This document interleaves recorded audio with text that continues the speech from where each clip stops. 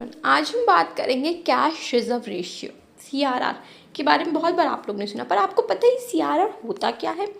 CRR basically एक monetary policy tool है, ठीक है। ये एक क्वांटिटेटिव टूल है जो कि central bank time to time use करती है to control the money supply और to bring changes in the economy. अब CRR होता क्या है? CRR is the percentage of deposit that commercial bank are required to hold in reserve rather than lend out। अब जो commercial banks होते हैं उनको क्या करना होता है कि टाइम टू टाइम उनको हर कुछ अमाउंट है वो अपने रिजर्व में रखना होता है कि अब वो सारा अमाउंट ही लोन की तरह दे नहीं सकती है कि कोई लोन ले रहे सारा अमाउंट नहीं दे सकती। उनको कुछ एक लिमिटेड रेशियो होता है जो रिजर्व होता है उनको अपने पास होल्ड करके रखना होता है। ये सेंट्रल बैंक का ऑर्डर होता है कॉमर्शियल बैंक के लिए।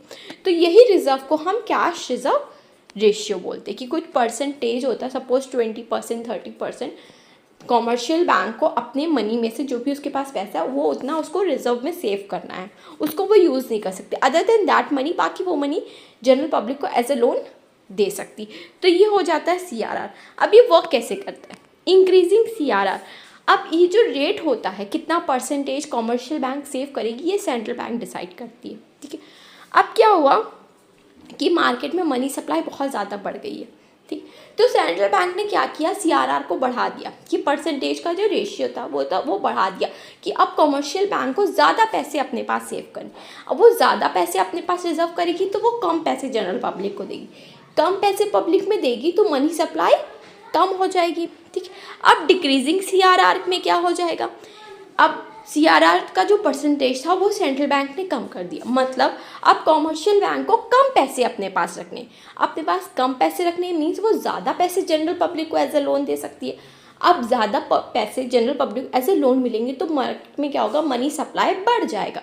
तो इस तरह जो सेंट्रल बैंक CRR का यूज़ करती है to control the money supply in the economy as a monetary policy tool. I hope आपको समझ में आ गया, ठीक है। अब इसका क्या पर्पस क्या होता है? एक इन्फ्लेशन कंट्रोल करना, देन लिक्विडिटी, इकोनॉमिक ग्रोथ, ये सब इसके कुछ पर्पस और बेनिफिट्स हो जाते हैं CRR के। Please subscribe.